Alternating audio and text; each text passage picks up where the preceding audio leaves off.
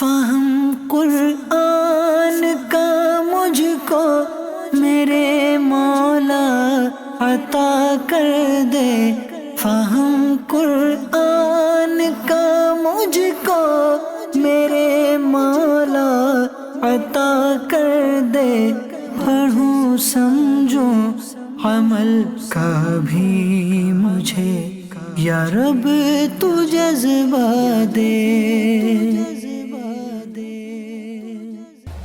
قرآنی واقعات۔ الحمدللہ رب العالمین والصلاة والسلام علی سید المرسلین وعلی آلہ واصحابہ اجمعین، اما بعد فاعوذ باللہ من الشیطان الرجیم، بسم اللہ الرحمن الرحیم۔ پڑھیے الصلاة والسلام علیک یا رسول اللہ وعلی آلک واصحابک یا حبیب اللہ، الصلاة والسلام علیک یا نبی اللہ وعلی آلک واصحابک یا نور اللہ۔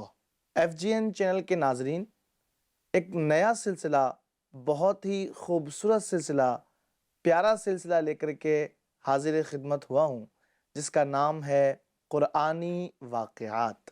ہم میں سے ہر ایک کو شوق ہوتا ہے، بچے بھی پیار سے سنتے ہیں، گھر والے بھی اچھے انداز سے سنتے ہیں، ہر ایک کی چاہت ہوتی ہے کہ وہ واقعہ سنیں۔ آئیے میں آپ کو واقعہ سناؤں گا، لیکن وہ واقعات قرآنی ہوں گے، ان کا تعلق قرآن مجید فرقان حمید سے ہوگا۔ تو آئیے شروع کرتے ہیں اپنے اس پیارے سے سلسلے کو، پیارے سے پروگرام کو۔ لیکن اس سے پہلے کہ ہم اپنے اس پروگرام کو شروع کریں، آئیے درود پاک کی فضیلت پر ایک حدیث سنتے ہیں۔ نبی پاک صلی اللہ تعالیٰ علیہ وآلہ وسلم ارشاد فرماتے ہیں، اول الناس بی یوم القیامہ اکثرہم علیہ صلاۃً، کل قیامت کے دن سب سے زیادہ میرے قریب وہ ہوگا جو دنیا میں رہ کر کے مجھ پر کثرت سے درود پاک پڑھتا ہوگا۔ آج کے اس پیارے سلسلے میں محترم ناظرین، ہم جانیں گے جنتی لاٹھی کا واقعہ۔ یہ جنتی لاٹھی کیا ہے اور اس کے تعلق سے قرآن مجید میں کیا کیا واقعات ارشاد فرمائے گئے، کیا کیا واقعات سنائے گئے، کیا کیا واقعات بتائے گئے، وہ انشاءاللہ آج کے اس پروگرام میں ہم جاننے کی کوشش کریں گے۔ جنتی لاٹھی کیا ہے، سب سے پہلے اس کے حوالے سے جان لیتے ہیں۔ یہ حضرت موسیٰ علیہ السلام کی وہ مقدس لاٹھی ہے جس کو عصائے موسیٰ کہتے ہیں۔ جی ہاں، اس لاٹھی کو عصائے موسیٰ کہا جاتا ہے۔ اس کے ذریعے آپ کے بہت سے ان معجزات کا ظہور ہوا جن کو قرآن مجید نے مختلف عنوانوں کے ساتھ بار بار بیان فرمایا۔ اب جاننے کی کوشش کرتے ہیں کہ یہ مقدس لاٹھی کی تاریخ کیا ہے، اس کی ہسٹری کیا ہے۔ آئیے سنیے۔ اس مقدس لاٹھی کی تاریخ بہت قدیم ہے، جو اپنے دامن میں سینکڑوں ان تاریخی واقعات کو سمیٹے ہوئے ہے جن میں عبرتوں اور نصیحتوں کے ہزاروں نشانات ستاروں کی طرح جگمگا رہے ہیں، جن سے اہل نظر کو بصیرت کی روشنی اور ہدایت کا نور ملتا ہے۔ اب یہ لاٹھی کیسی تھی، اس کی بناوٹ کیا ہے، اس کی ساخت کیا ہے، سائز کیا ہے، ان سب کے تعلق سے جانتے ہیں۔ یہ لاٹھی حضرت موسیٰ علیہ السلام کے قد برابر 10 ہاتھ لمبی تھی، اور اس کے سر پر 2 شاخیں تھیں جو رات میں مشعل کی طرح روشن ہو جایا کرتی تھیں۔ یہ جنت کے درخت پیلو کی لکڑی سے بنائی گئی تھی، اور اس کو حضرت آدم علیہ السلام بہشت سے یعنی جنت سے اپنے ساتھ لائے تھے۔ آئیے اب جاننے کی کوشش کرتے ہیں کہ جب حضرت آدم علیہ السلام اس کو جنت سے اپنے ساتھ لائے تھے تو اب یہ حضرت موسیٰ تک کیسے پہنچی۔ آپ نے شروع میں سنا نا کہ یہ جنتی لاٹھی کو عصائے موسیٰ کہا جاتا ہے، یہ حضرت موسیٰ تک کیسے آئی، اس کے بارے میں جانتے ہیں۔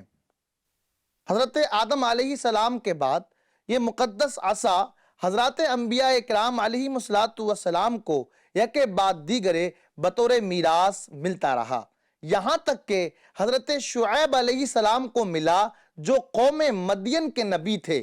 جب حضرت موسیٰ علیہ السلام مصر سے ہجرت فرما کر مدین تشریف لے گئے اور حضرت شعیب علیہ السلام نے اپنی صاحبزادی حضرت بی بی صفورہ رضی اللہ تعالی عنہا سے آپ کا نکاح فرما دیا، اور آپ 10 سال تک حضرت شعیب علیہ السلام کی خدمت میں رہ کر آپ کی بکریاں چراتے رہے۔ اس وقت حضرت شعیب علیہ السلام نے حکم خداوندی سے آپ کو یہ مقدس عصا عطا فرمایا۔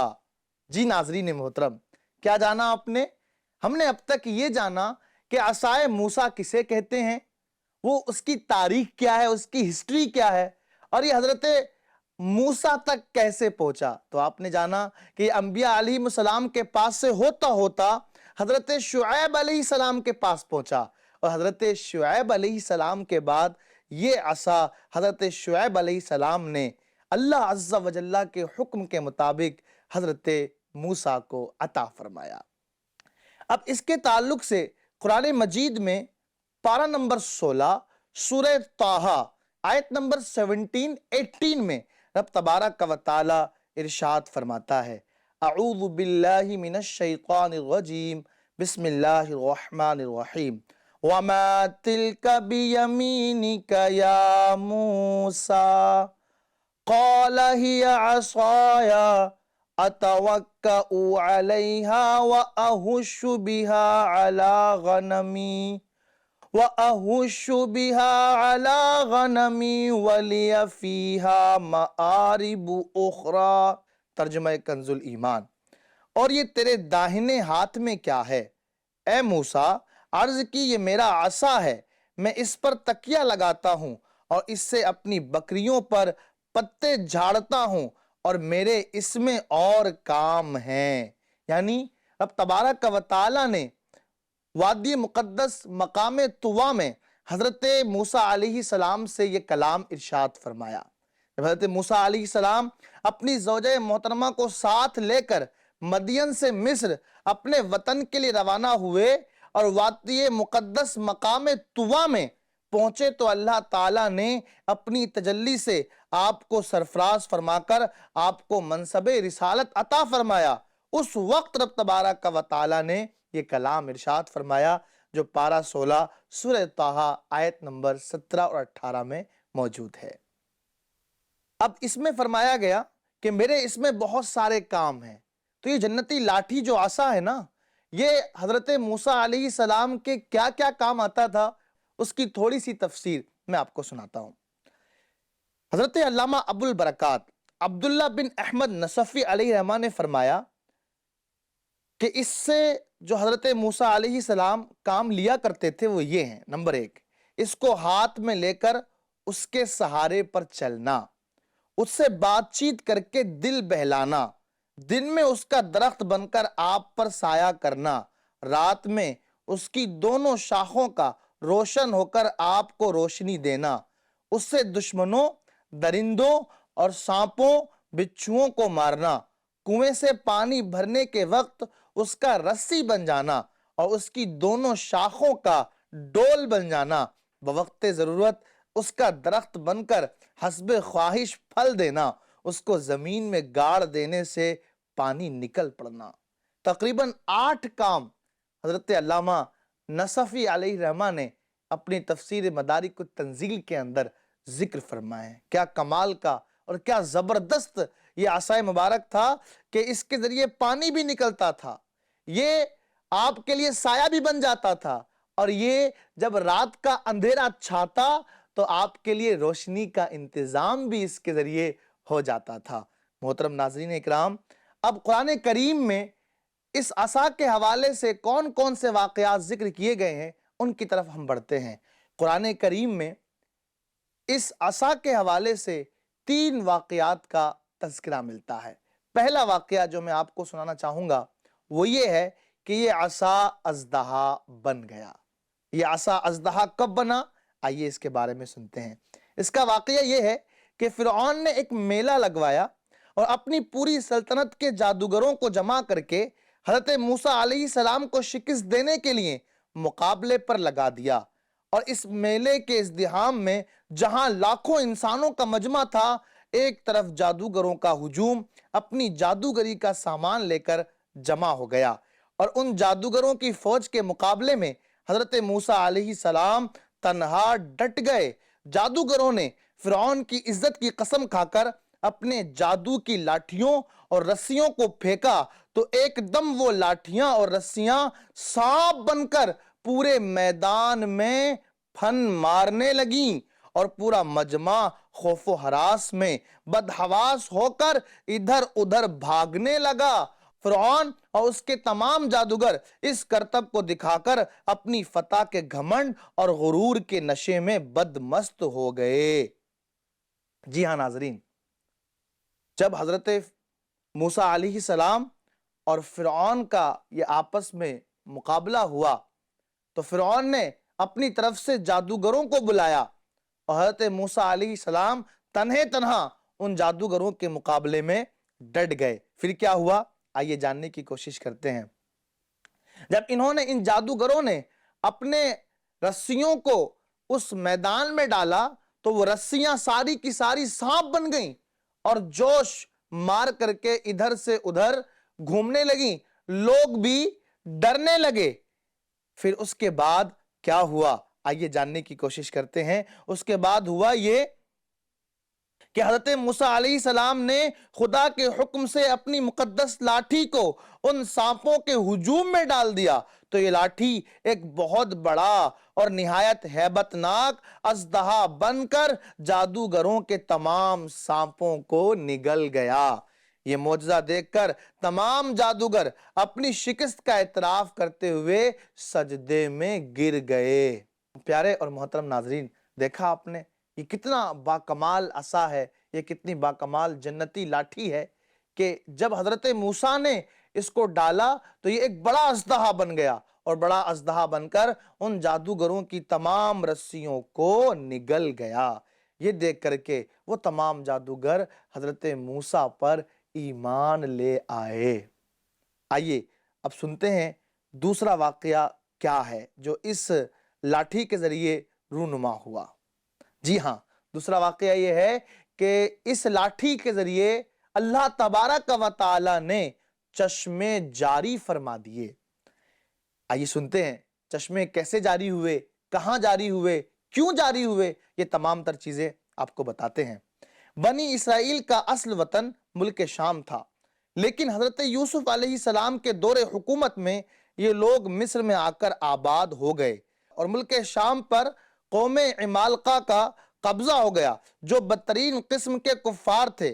جب فرعون دریائے نیل میں غرق ہو گیا اور حضرت موسیٰ علیہ السلام کو فرعون کے خطرات سے اطمینان ہو گیا تو اللہ تعالیٰ نے حکم دیا کہ قوم عمالقہ سے ملک شام کو ان کے قبضہ و تسلط سے آزاد کرائیں۔ چنانچہ آپ 6 لاکھ بنی اسرائیل کی فوج لے کر اس کام کے لیے روانہ ہو گئے، مگر ملک شام کی حدود میں پہنچ کر بنی اسرائیل پر قوم عمالقہ کا ایسا خوف سوار ہو گیا کہ بنی اسرائیل ہمت ہار گئے اور اس کام سے منہ پھیر لیا۔ اس نافرمانی پر اللہ تعالیٰ نے بنی اسرائیل کو یہ سزا دی کہ یہ لوگ 40 سال تک میدان تی میں بھٹکتے اور گھومتے پھرے اور اس میدان سے باہر نہ نکل سکے۔ حضرت موسیٰ علیہ السلام بھی ان لوگوں کے ساتھ میدان تیہ میں تشریف فرما تھے۔ جب بنی اسرائیل اس بے آب و گیا، یعنی وہاں کوئی پانی نہیں تھا، کوئی کھانا نہیں تھا، میدان میں بھوک و پیاس کی شدت سے بے قرار ہو گئے تو اللہ تعالیٰ نے حضرت موسیٰ علیہ السلام کی دعا سے ان لوگوں کے لیے کھانے کی دعا کی تو رب تبارک و تعالیٰ نے آسمان سے من اور سلوہ نازل فرمایا۔ من شہد کی طرح ایک قسم کا حلوہ تھا اور سلوہ بھنی ہوئی بٹیریں تھیں، یعنی من کہتے ہیں ایک حلوے کو اور سلوہ بھنی ہوئی بٹیریں تھیں۔ کھانے کے بعد جب یہ لوگ پیاس سے بےتاب ہونے لگے اور پانی مانگنے لگے، جب انہوں نے بٹیریں کھائیں اور وہ حلوہ کھایا تو اب پیاس لگی تو بے انتہا شدت کی پیاس لگی تو حضرت موسیٰ علیہ السلام نے پتھر پر اپنا عصا مار دیا تو اس پتھر میں 12 چشمے پھوٹ کر بہنے لگے اور بنی اسرائیل کے 12 خاندان اپنے اپنے ایک چشمے سے پانی لے کر خود بھی پینے لگے اور اپنے جانوروں کو بھی پلانے لگے، اور پورے 40 سال تک یہ سلسلہ جاری رہا۔ یہ حضرت موسیٰ علیہ السلام کا معجزہ تھا جو عصا اور پتھر کے ذریعے ظہور میں آیا۔ قرآن مجید نے اس واقعے کو پارہ نمبر 1 سورہ بقرہ کے اندر بیان فرمایا۔ ترجمہ کنز الایمان: اور جب موسیٰ نے اپنی قوم کے لیے پانی مانگا تو ہم نے فرمایا اس پتھر پر اپنا عصا مارو، فوراً اس میں سے 12 چشمے بہہ نکلے، ہر گروہ نے اپنا گھاٹ پہچان لیا۔ جی محترم ناظرین، دیکھا آپ نے کہ کس طریقے سے وہ جنتی لاٹھی کبھی اژدہا بن جاتی ہے، اور کبھی اس جنتی لاٹھی کو جب ضرورت پڑتی ہے اور حضرت موسیٰ علیہ السلام پتھر پر مارتے ہیں تو اس پتھر سے 12 چشمے نکل پڑتے ہیں۔ سبحان اللہ، کیا میرے رب کی قدرت ہے، کیا معجزہ ہے۔ پیارے اور محترم ناظرین اکرام، ان واقعات کو خود بھی سنیے اور اپنے بچوں کو بھی سنائیے تاکہ ان کے اندر قرآن سے محبت اور دلچسپی پیدا ہو، ساتھ ہی ساتھ ہمیں پتہ لگے کہ رب تبارک و تعالیٰ کی قدرت کاملہ کیا ہے، معجزات کیا ہوتے ہیں، انبیاء کرام کس قدر بابرکت اور مقدس ہستی ہوا کرتے ہیں۔ جی ناظرین، آئیے اس جنتی لاٹھی کا ایک اور پیارا اور خوبصورت واقعہ سنتے ہیں۔ وہ یہ ہے کہ جنتی لاٹھی جب حضرت موسیٰ علیہ السلام نے دریا پر اس کو مارا تو دریا پھٹ گیا اور اس سے 12 سڑکیں بن گئیں، 12 راستے بن گئے۔ اس کا واقعہ کیا ہے؟ آئیے سنتے ہیں۔ واقعہ یہ ہے کہ حضرت موسیٰ علیہ السلام ایک لمبے زمانے تک فرعون کو ہدایت فرماتے رہے اور معجزات آیات دکھاتے رہے، مگر اس نے حق کو قبول نہیں کیا، بلکہ اور زیادہ اس کی شرارت اور سرکشی بڑھتی رہی، اور بنی اسرائیل نے چونکہ اس کی خدائی کو تسلیم نہیں کیا تھا، اس نے بنی اسرائیل پر ظلم کرنا شروع کر دیا۔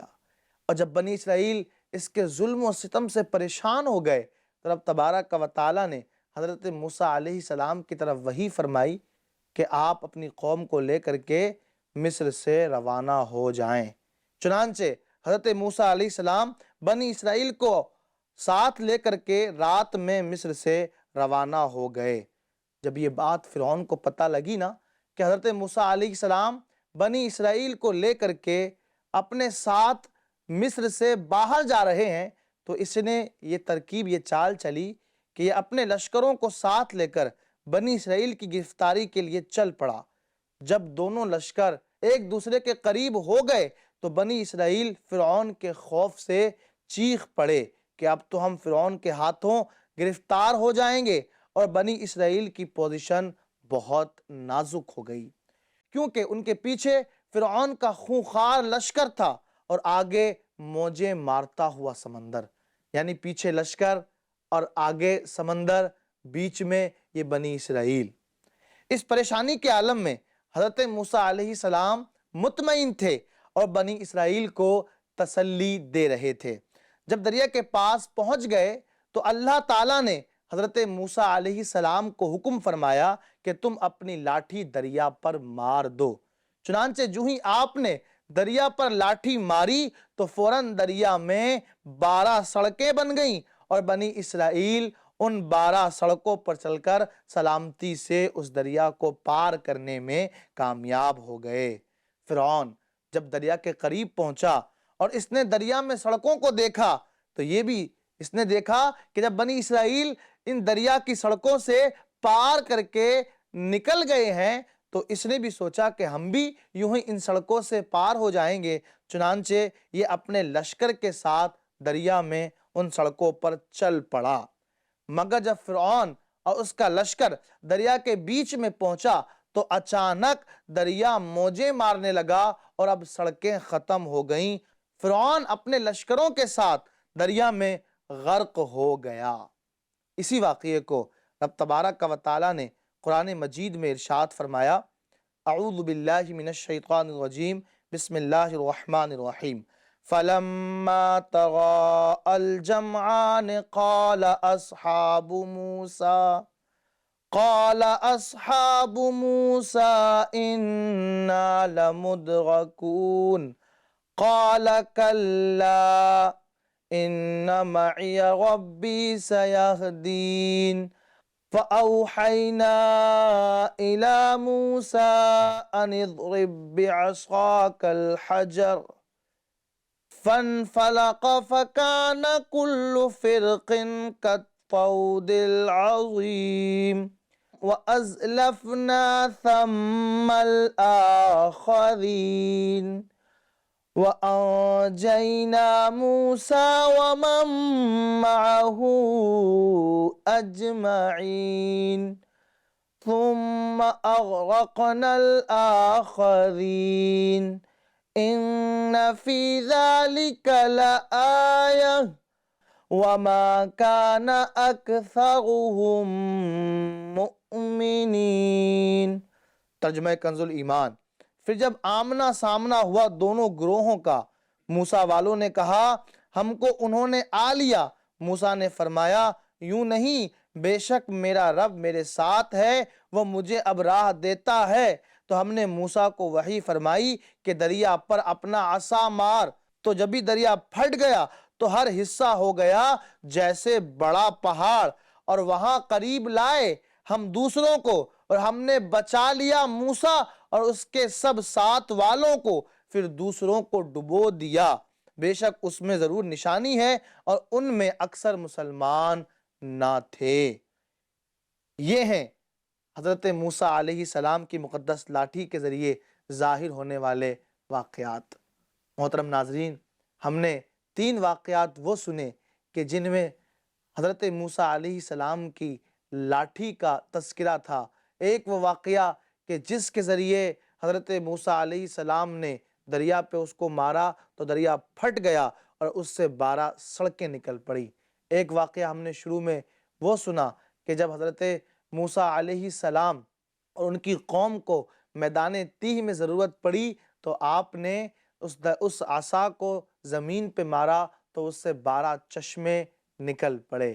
ایسے ہی ہم نے شروع میں اس عصا کا وہ واقعہ بھی سنا کہ جب فرعون اور اس کے جادوگروں نے اپنی جادوگری کے ذریعے لوگوں کو مرعوب کرنا چاہا، اپنا رعب، اپنی دھاک لوگوں کے دل میں جمانا چاہی، تو حضرت موسیٰ علیہ السلام نے اس عصا کے ذریعے وہ معجزہ دکھایا کہ وہ سارے کے سارے جادوگر وہ معجزہ دیکھ کر کے سب حیران رہ گئے، اور نہ صرف حیران رہے بلکہ جو ہی حضرت موسیٰ علیہ السلام نے اپنے عصا کو وہاں رکھا اور عصا اژدہا بنا، اور کمال یہ ہوا کہ وہ اژدہا ان تمام رسیوں کو جو جادوگروں کی سانپ بن گئی تھی نگل گیا۔